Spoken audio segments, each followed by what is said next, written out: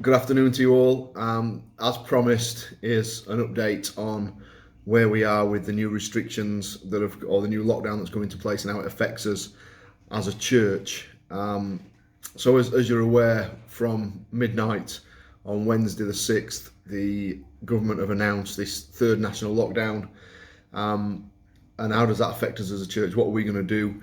Well, we recognise, firstly, that theatres, cinemas, non-essential shops, restaurants, all those places have been told to close, but churches are allowed to continue to open for public worship.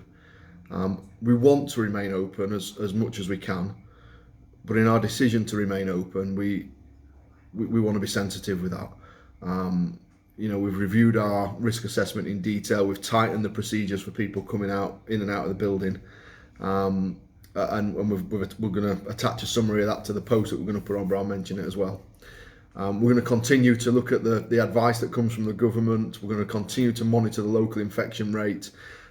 We are sensitive to the fact that while there's local businesses that have had to close, we're going to stay open, and we don't want to seem like we're flippant or we don't care in that. The reality is we've been called a COVID safe place, and also we've got really strict procedures in place as well for people coming in and out, and we are monitoring it every week.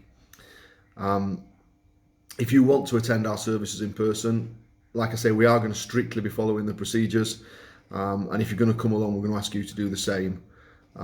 So we've got the booking form, which is essentially you've got to book if you want to come, so we can manage where people sit and how we get people in and out of the building. So make yourself familiar with our risk assessment and the summary of that that's available on the website and also in the building.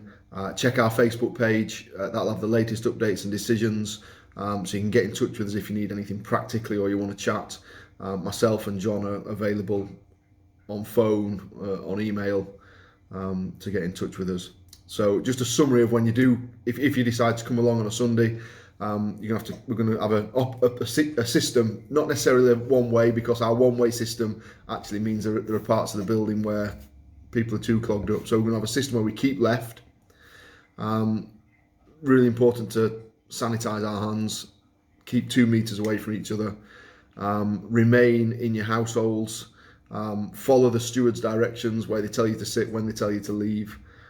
Wear your mask unless you're exempt, and remain seated and not mingle with other families.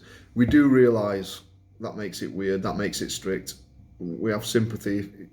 If you choose to stay at home, that's fine, but there are people who want to come. It's not a decision we've taken lightly at all. We could see the merits of reverting to online only. We could see the merits of meeting in person. We felt that while we've got the liberty to meet in person, we would do that if we can do it safely. And if there comes a point where we feel it's not safe, even if we're allowed to do it, then we will stop. So please understand where we're coming from. You are welcome. If you want to join us on Sunday, we've got limited numbers we can have. But if you feel you can stick to the rules we're putting in place, feel welcome to join us.